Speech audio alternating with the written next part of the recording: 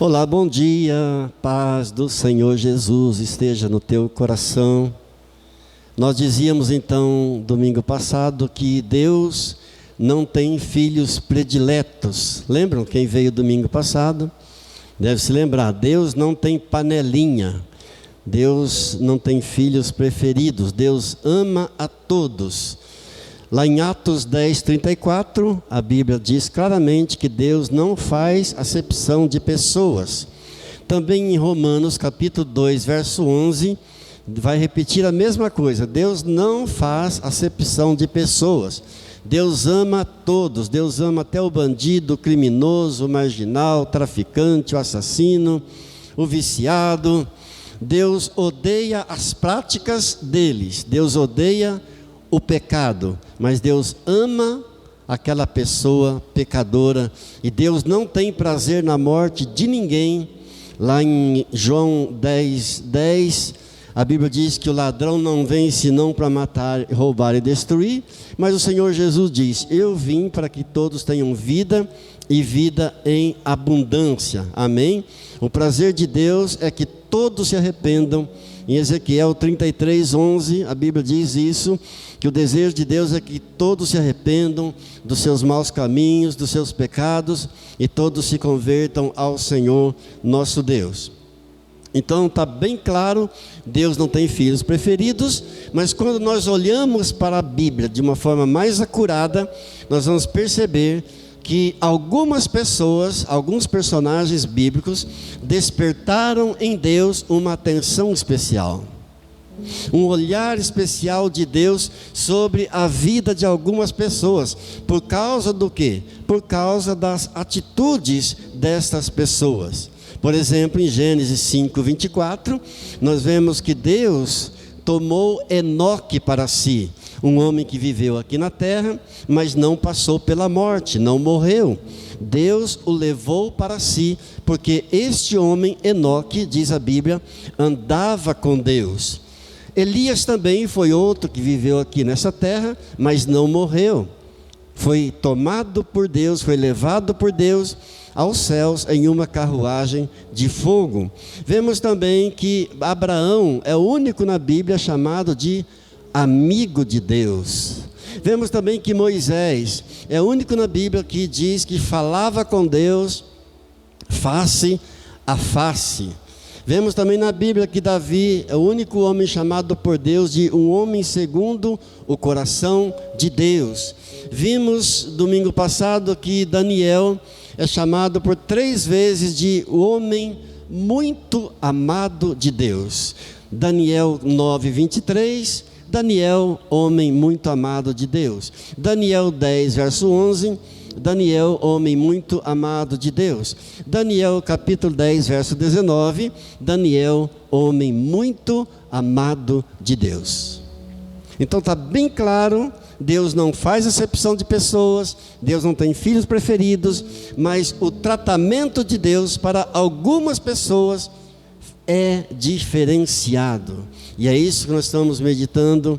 Deus salva todas as pessoas, mas o tratamento para alguns é diferenciado mesmo, por causa das atitudes das pessoas, e nós estamos meditando quais são essas atitudes, para que nós possamos então imitá-los, esses personagens bíblicos, aprendendo com eles na palavra de Deus. Eu quero pensar um pouco com você, nesta manhã, um pouco mais sobre essas atitudes. Nós vimos domingo passado que, em primeiríssimo lugar, a nossa atitude deve ser de uma vida de oração, uma vida pessoal com Deus. Isso é inegociável, isso não podemos abrir mão de espécie alguma, nunca mudar isso, a nossa vida pessoal com Deus em primeiro lugar. Agora, quero pensar um pouco mais numa outra atitude nossa hoje, que devemos ter, para que possamos receber de Deus essa atenção diferenciada, esse olhar especial de Deus. Quantos querem isso para a sua vida? Amém? Glória a Deus. Então abra comigo, por gentileza, no livro de Gênesis, no capítulo 8. No capítulo 6, versículo 8. Gênesis 6, versículo 8. Quem achou, diga amém. Quem não achou, diga vou achar. Incrível, né? Gênesis, facílimo. 6, 8. Diz assim a palavra de Deus. Porém, Noé achou graça diante do Senhor. Olha, eu não estou dizendo que algumas pessoas Deus trata de forma diferenciada. Noé achou graça diante do Senhor. 9. Eis a história de Noé. Noé era homem justo, íntegro entre os seus contemporâneos. Noé andava com Deus. Vamos ler mais uma vez? O 8 e o 9. Porém Noé achou graça diante do Senhor. Eis a história de Noé. Noé era homem justo e íntegro entre os seus contemporâneos. Noé andava com Deus. Agora veja comigo o verso 22, último versículo aí do capítulo 6 de Gênesis. Diz assim: assim fez Noé consoante a tudo o que Deus lhe ordenara. Mais uma vez, assim fez Noé consoante a tudo o que Deus lhe ordenara. Entenderam? Noé achou graça diante do Senhor. Ou seja, a vida de Noé atraiu Deus. As atitudes de Noé, Deus foi atraído pelas atitudes de Noé. Por quê? Está aí, Noé andava com Deus. Então a primeira atitude que devemos ter, se quisermos atrair a atenção de Deus para a nossa vida, nessa manhã, é a obediência. Você pode repetir comigo? Obediência. Aleluia. Você leu comigo em Gênesis 6, 22. Noé fez tudo conforme Deus lhe ordenara. Ninguém pode andar com Deus se não for em obediência. É impossível alguém andar com Deus a não ser em obediência. Algo que Deus não aceita é que alguém não se submeta à sua palavra. Algo que Deus nunca vai aceitar é que alguém não se submeta à sua lei, à sua palavra, à sua vontade.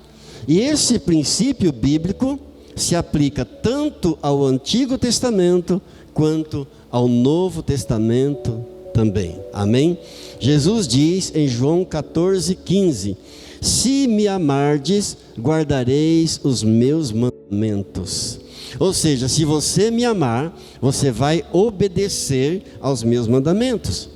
E Jesus diz ainda em João, no capítulo 15, no verso 14: vós sereis meus amigos, se fizerdes aquilo que eu vos mando. Obediência. Como é que você conhece alguém que está ou não em obediência a Deus? Como é que você sabe se uma pessoa anda em obediência a Deus? Olhando para a vida dela, indo à casa dela, vendo as atitudes dela, fora da igreja, vendo como ele trata a esposa em casa, vendo como ela trata o marido em casa, como trata os filhos.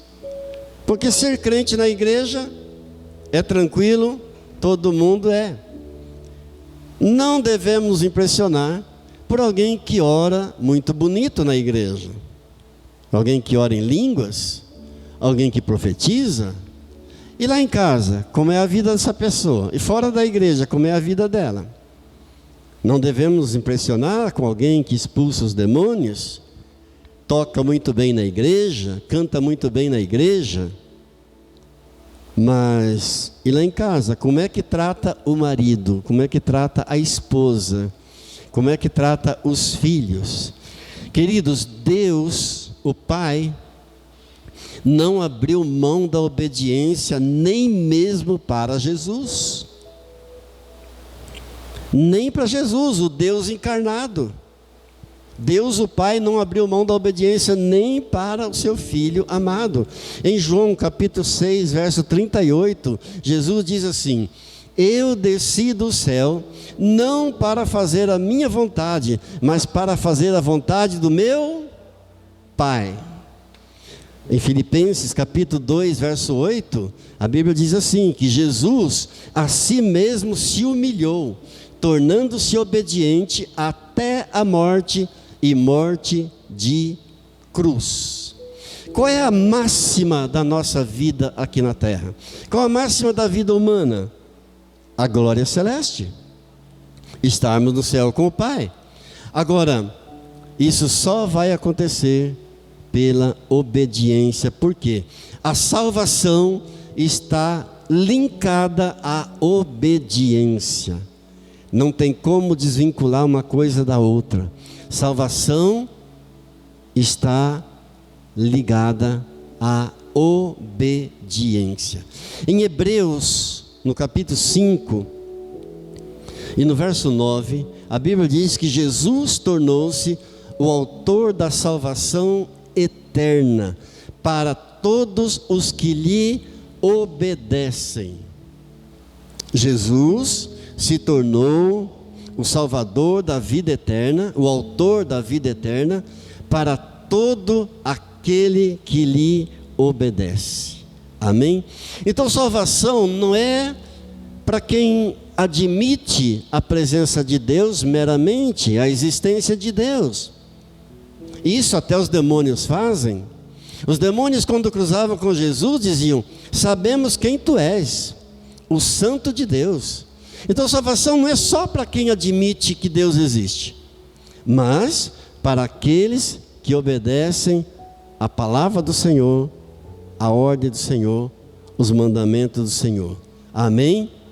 Resultado da obediência? Qual o resultado da obediência? Filipenses 2 responde para nós: de sorte que haja em vós o mesmo sentimento que houve também em Cristo Jesus, que sendo em forma de Deus, não teve por usurpação ser igual a Deus, mas esvaziou-se a si mesmo, tomando a forma de servo, fazendo-se semelhante aos homens, e achado na forma de homem, humilhou-se a si mesmo, sendo obediente até a morte, e morte de cruz. Por isso também Deus o exaltou soberanamente e lhe deu o nome que é sobre todo nome, para que ao nome de Jesus se dobre todo o joelho dos que estão nos céus, na terra e debaixo da terra, e toda língua confesse que Jesus Cristo é Senhor, para a glória de Deus Pai. Eis aí então o resultado da obediência. Filipenses 2, de 5 a 11. Jesus foi exaltado pelo Pai com um nome acima de todo nome, e diante desse nome todo joelho se dobrará e toda língua confessará, para a glória de Deus Pai, que Jesus Cristo é o Senhor. Amém. Glória a Deus. Jesus foi exaltado pelo Pai por causa da sua obediência, e é o que Deus vai fazer conosco. Amém? É o que Deus vai fazer comigo e com você. Nós viveremos em obediência, nós morreremos a primeira morte, a morte física, nós ressuscitaremos, aleluia, e receberemos do Senhor um corpo novo, um corpo diferente, um corpo glorioso, igual ao corpo do Senhor Jesus, quando ressuscitou dentre os mortos. Diga: eu creio, Senhor.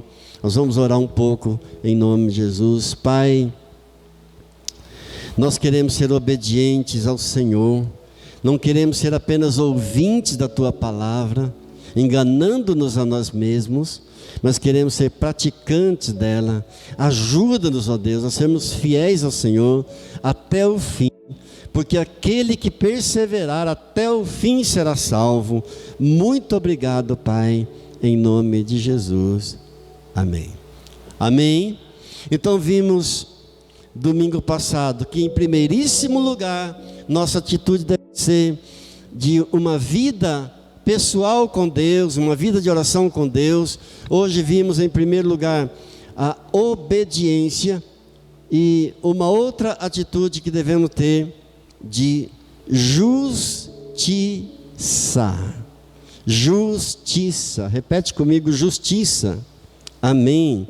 Você viu aí no verso 9 de Gênesis 6 que nós lemos, que Noé era um homem justo e íntegro.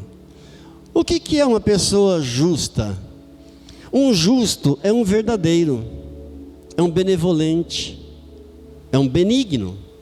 Noé era um homem justo e íntegro numa geração violenta, numa geração corrompida. Tanto é que Deus decidiu dar cabo de tudo, enviando um dilúvio e destruindo tudo, como nós lemos em Gênesis 6, do 11 ao 13. A terra, porém, estava corrompida diante da face de Deus, e encheu-se a terra de violência, e viu Deus a terra, e eis que estava corrompida, porque toda a carne havia corrompido o seu caminho sobre a terra. Então disse Deus a Noé: o fim de toda a carne é vindo perante a minha face, porque a terra está cheia de violência, e eis que os desfarei com a terra. Presta atenção, porque os ateus costumam pegar esse texto, usar esse texto para tentar incriminar Deus, para tentar dizer que Deus é mau, que Deus é um Deus ruim, porque Deus decidiu dar cabo de tudo, e Deus o fez porque toda a terra estava corrompida, toda a carne estava corrompida. Então Deus decidiu destruir tudo e começar tudo de novo, e para isso Deus usou Noé para construir a arca, porque Deus viu em Noé um homem justo e íntegro. Louvado seja Deus. Quando olhamos para a vida de Jó, o livro de Jó começa dizendo assim, no capítulo 1, no verso 1: havia um homem na terra chamado Jó, que era um homem íntegro, reto, temente a Deus e que se desviava do mal. Olha quantas qualidades: íntegro, reto, temente a Deus e se desviava do mal. Então, se você quer chamar a atenção de Deus sobre a tua vida, você quer chamar a atenção especial de Deus, se você quer atrair um olhar especial de Deus sobre a tua vida, tenha uma vida reta, tenha uma vida limpa, que não haja nada para que alguém possa acusar você, para que você possa andar de cabeça erguida por onde você quiser. Amém? Assim como Deus está dando testemunho de Jó, Deus no céu dando um testemunho ao diabo em relação a Jó, um homem íntegro, reto, temente a Deus e que se desviava do mal. Glória a Deus. Infelizmente mesmo, nos dias de hoje, nós vemos muitos maus testemunhos por parte de muitos cristãos. É triste ver isso, mas eles o fazem por quê? Porque escolheram, porque quiseram, optaram por isso. É triste, são muitos contra-testemunhos, muitos testemunhos maus mesmo, de pessoas, até mesmo da igreja, até mesmo de líderes. É lamentável, mas é uma realidade. Agora, da mesma forma como a justiça atrai Deus, a injustiça deixa Deus indignado. Amém, queridos? Então nós vimos já Em primeiríssimo lugar, uma vida pessoal com Deus. Em segundo lugar, a obediência. Vimos também, em terceiro lugar, a justiça. E eu quero pensar agora com você em mais uma atitude, que é a liberalidade. Diga liberalidade. Deus ama a liberalidade. Deus ama aquele que dá com liberalidade. Deus ama aquele que dá com alegria. Por exemplo, Ana tem a sua história descrita no primeiro livro de Samuel, no início de 1 Samuel. Era uma mulher estéril, não podia gerar filhos, mas ela vai ao templo e ora a Deus e pede a Deus um filho. E ela faz um voto a Deus, dizendo: Deus, se o Senhor me der um filho, eu o darei ao Senhor. Se o Senhor me der um filho, eu vou cuidar dele, eu vou amamentar, e passado o período de amamentação, eu vou levá-lo ao templo e vou consagrá-lo ao Senhor. E assim, Deus ouviu a sua oração, Deus atendeu a sua súplica. Ana gerou Samuel, e ela então, passado o tempo de amamentação, levou o menino ao templo e entregou ao sacerdote, oferecendo totalmente a Deus. Em seguida, em 1 Samuel, no capítulo 2, no verso 21, a Bíblia nos informa que Ana gerou mais 5 filhos, 3 meninos e 2 meninas. Gerou mais 5. Ou seja, ela deu 1, ela recebeu 5. Deus a abençoou com 500%. Olhamos para Abraão. Abraão entregou a sua promessa viva para Deus, seu filho único, Isaque. E Deus o abençoou. Deus deu uma nação inteira a Abraão. Quando Jesus Cristo veio, em Jesus se cumpriu a promessa de Deus feita a Abraão: em ti serão benditas todas as famílias da terra. Glória a Deus. Outro exemplo de liberalidade, a viúva de Sarepta. O profeta Elias chegou na casa da viúva de Sarepta e pediu água para beber. Ela lhe deu água.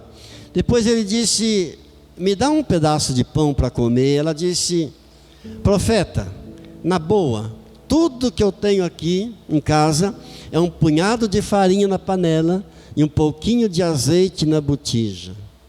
Não dá nem para fazer um bolo sequer. E o profeta disse: tudo bem, vai lá, faz um pequeno bolo e sirva primeiro para mim.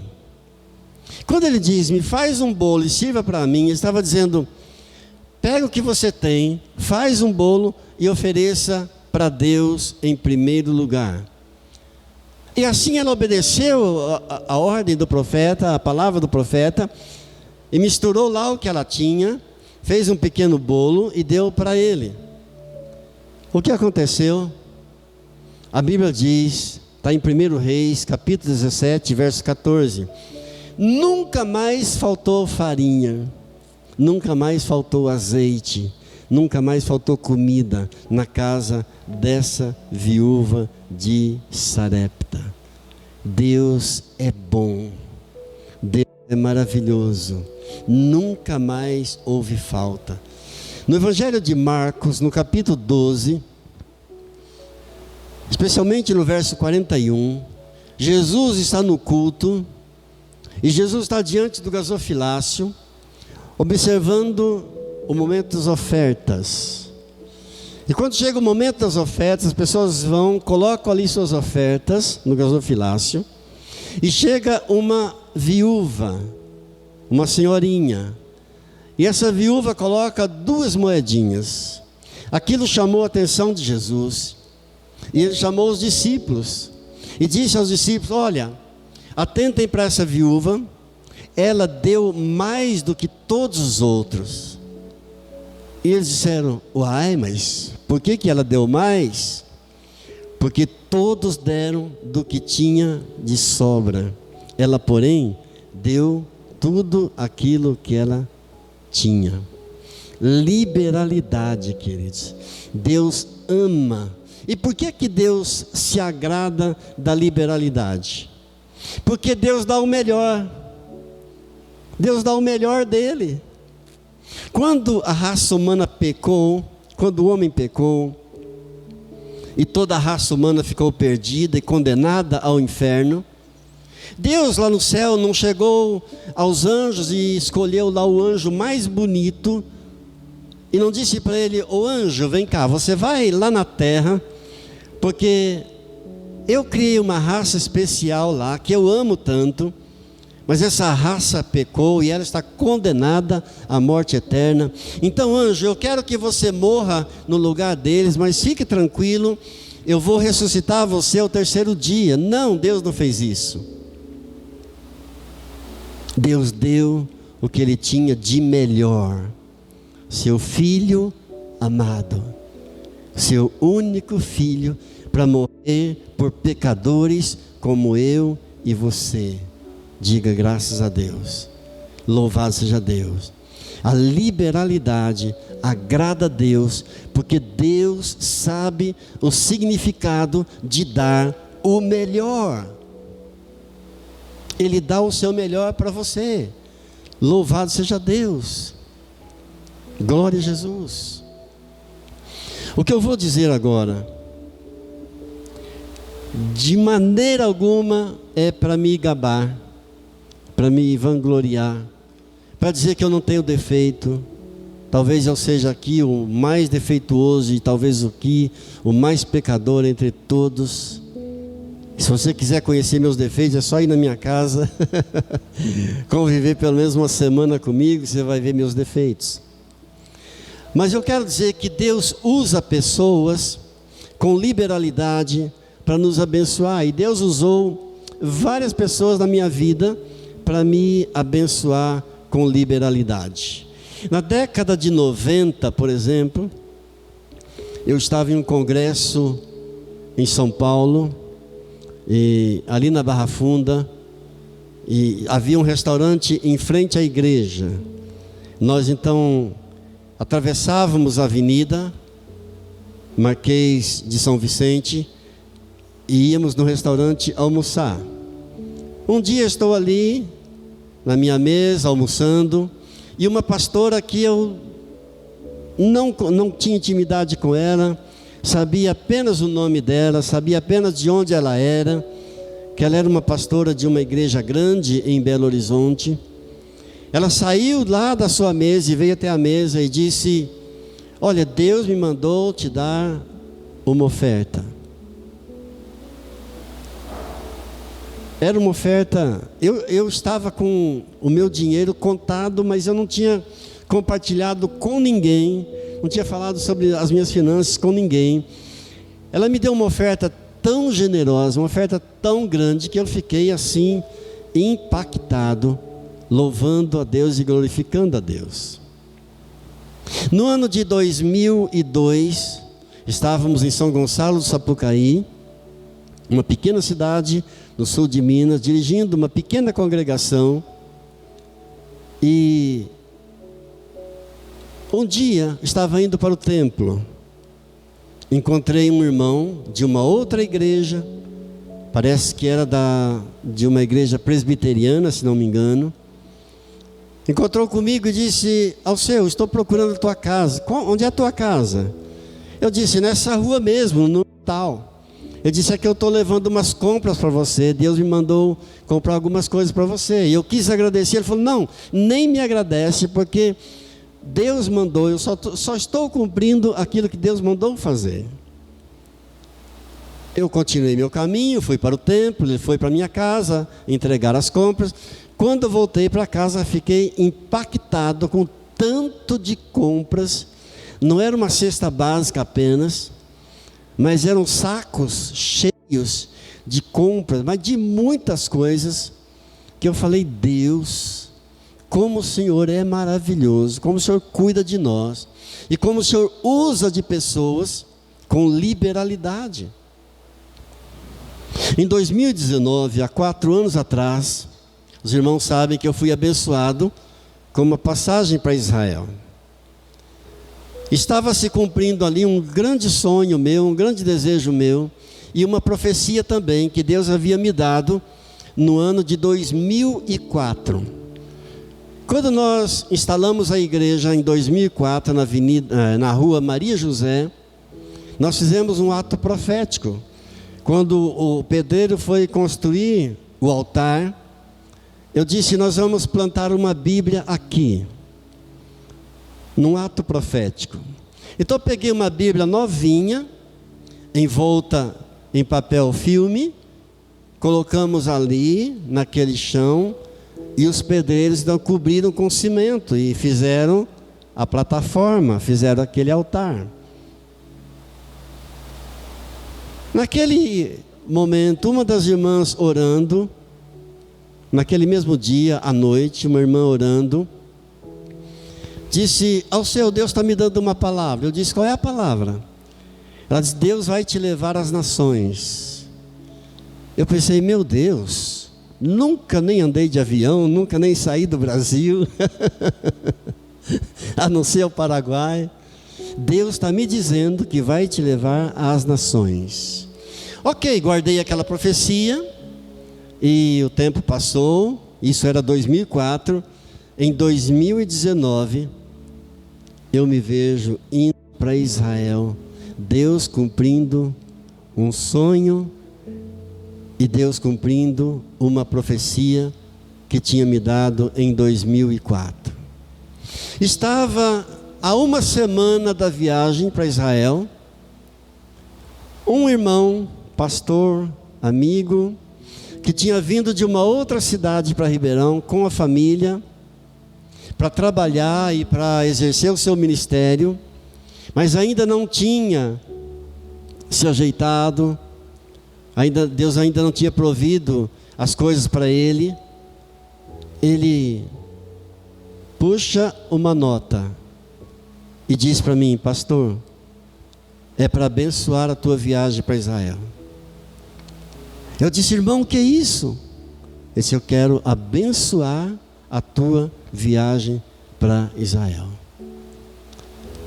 Estávamos lá em Israel, em um momento de oração, de comunhão.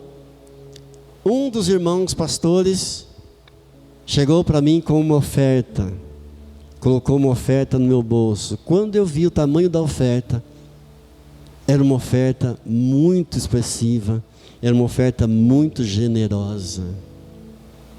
Deus ama a quem dá com liberalidade. Deus ama a liberalidade. Em Tiago capítulo 4, verso 17, a Bíblia diz assim: aquele que sabe que deve fazer o bem e não faz, comete pecado. Em Efésios capítulo 6, verso 8, a Bíblia diz: cada um, se fizer alguma coisa boa, receberá a recompensa do Senhor. Receberá de quem? Do Senhor. Ainda a Bíblia diz em Provérbios capítulo 19, verso 17: quem se compadece do pobre, empresta a Deus, e Deus lhe dará a paga. Queridos, eu nunca vi alguém fiel nos dízimos e nas ofertas que não fosse muito abençoado. Eu nunca vi, e creio que nunca verá, alguém sendo fiel a Deus nos seus dízimos, nas suas ofertas, e não ser abençoado. O Salmo 41 é um salmo maravilhoso, que diz assim: bem-aventurado o que acode o necessitado, o Senhor o livra no dia do mal, o Senhor o protege, o Senhor preserva-lhe a vida e o faz feliz na terra. O Senhor não o entrega ao juízo dos seus inimigos. O Senhor o assiste no leito da enfermidade, na doença, Ele afofa a tua cama. Deus ama a liberalidade. Deus recompensa. Deus devolve multiplicadamente. Diga graças a Deus. Amém? Vamos orar um pouco mais em relação à liberalidade? Querido Deus, querido Pai, quero te louvar, te agradecer por todas as bênçãos e maravilhas, por toda a provisão vinda do Senhor, através das pessoas, com corações liberais, que dão, que ofertam, que dizimam com liberalidade. Deus, o templo tem despesas, e de onde vem o recurso? Vem dos dízimos e das ofertas com liberalidade.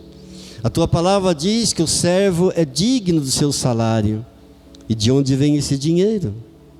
Dos dízimos e ofertas dos teus filhos que usam de liberalidade. Eu peço, Pai, em nome de Jesus, que o Senhor abençoe cada um ricamente, abundantemente, em nome de Jesus. Amém. Amém.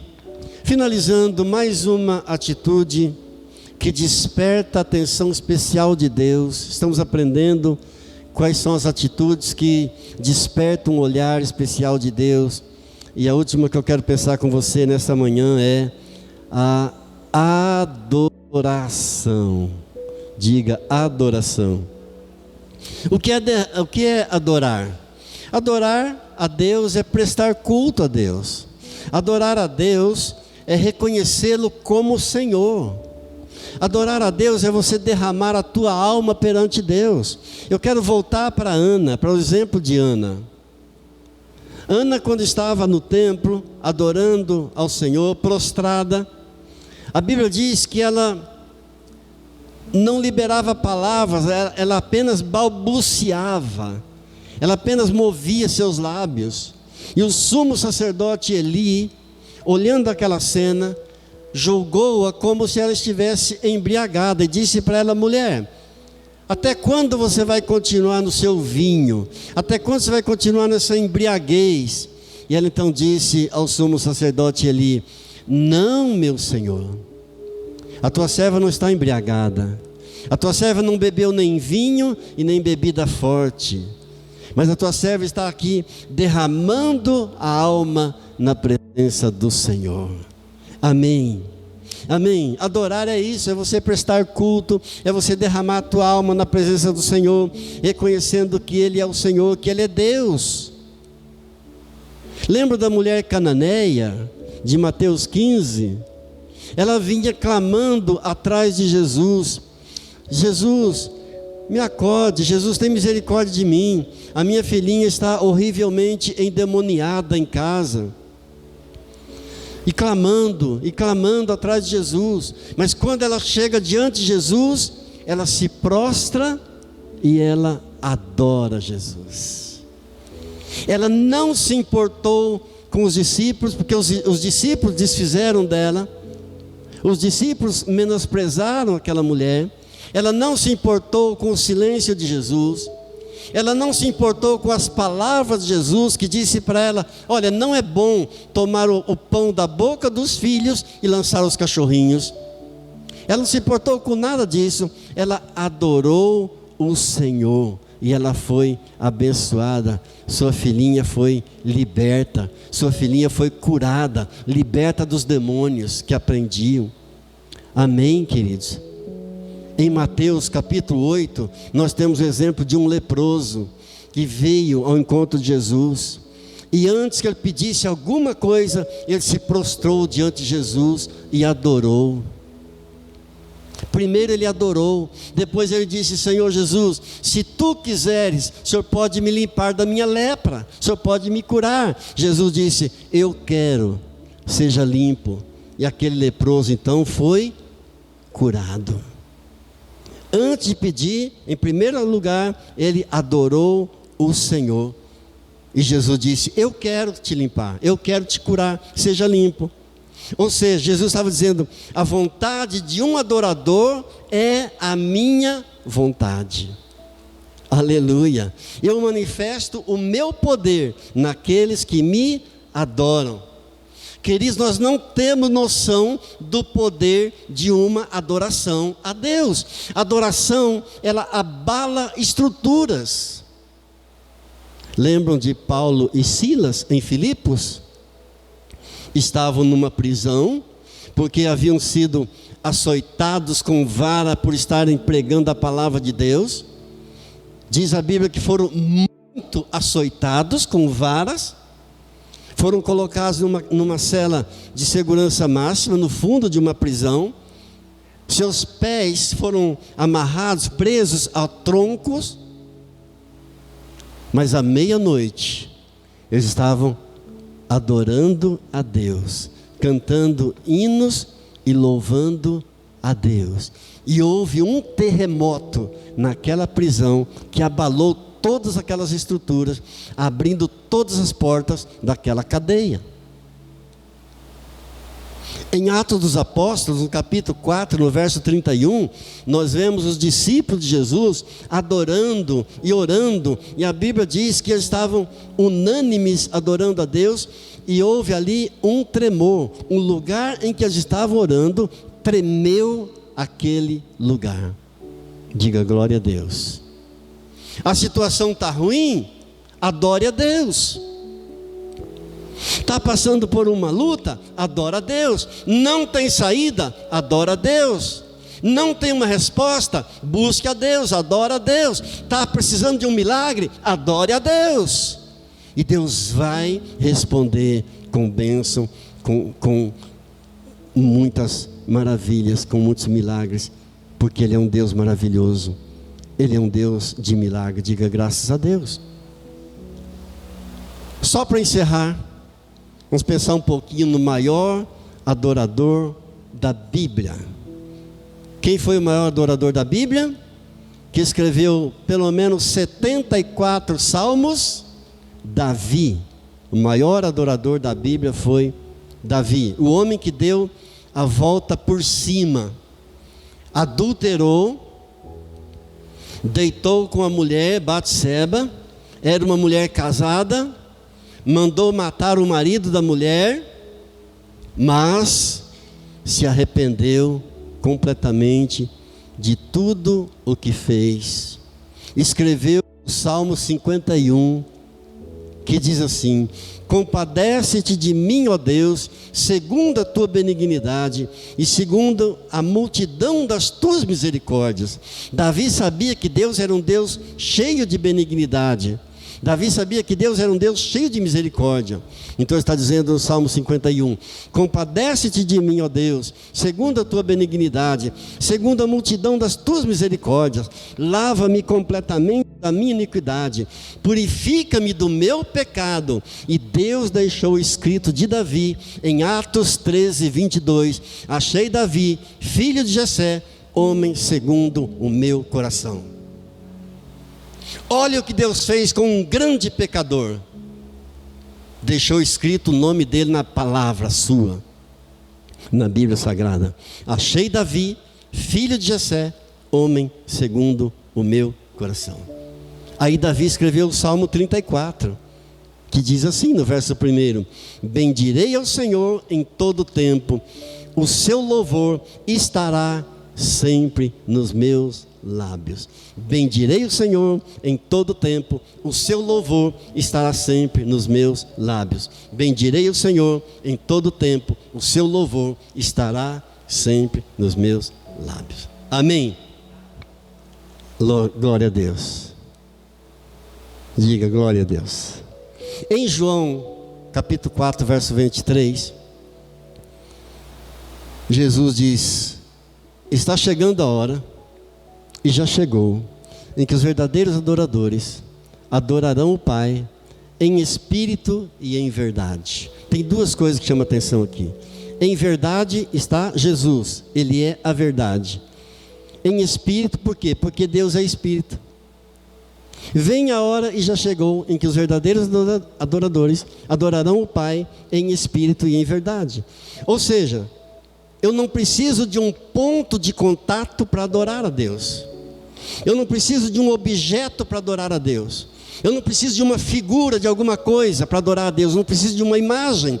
Deus é espírito, importa que seus adoradores o adorem em espírito e em verdade. Eu não preciso de nada que represente Deus para adorar a Deus. É pela fé. E quando eu adoro pela fé, a fé também é algo que atrai a atenção de Deus. Com a minha consciência daquilo que é certo e daquilo que é errado. Glória a Deus. E o versículo de João 4:23 diz que esses tipos de adoradores são os que Deus está procurando. Deus procura verdadeiros adoradores que o adorem em espírito e em verdade. Creia em Jesus. Creia em Jesus. Entregue tua vida a Jesus. Busque a Ele em primeiro lugar. E todas as demais coisas vos serão acrescentadas. Porque Ele é o próprio reino de Deus que está no meio de nós. Louvado seja Deus. Amém? Repita comigo. Vida pessoal com Deus. Obediência. Justiça. Liberalidade e adoração. Curve sua fronte. Vamos orar um pouco mais a Ele. Querido Deus, Deus eterno, soberano Pai, Deus de toda a glória, de todo o poder e toda a santidade. Como é bom ouvir a Tua palavra. Como é bom aprender do Senhor, das coisas dos céus. Como é bom recapitular aquilo que já aprendemos um dia. Oh Deus, oramos para que a Tua vontade seja feita em nossas vidas nesta manhã. Eu oro para que a Tua vontade seja feita em cada vida que está aqui orando comigo nesta hora, Pai. De um modo tão perfeito, como a Tua vontade é feita também no céu. Nos deleitamos, ó Deus, nos alegramos, ó Deus, em fazer a Tua vontade. Sim, a Tua lei está dentro do meu coração. Ensina-me, ó Deus, a fazer a Tua vontade, a obedecer o Senhor, a andar nos Teus caminhos. Ó Deus, Tu és o meu Deus. Guia-me, Senhor, o Teu bom Espírito, por um terreno plano. Ajuda-me, ó Deus, na minha vida pessoal com o Senhor, a uma vida de obediência, como Jesus, que foi obediente até a morte e morte de cruz. Ó Deus, que eu seja uma pessoa justa, porque a justiça atrai a atenção especial do Senhor. Que eu dê sempre com liberalidade, não com tristeza, não por necessidade, mas com alegria, porque o Senhor ama aquele que dá com alegria. Ó Deus, quero ser verdadeiro adorador, adorando sempre ao Senhor, em espírito e em verdade. Amém, amém. Diga graças a Deus. Amém.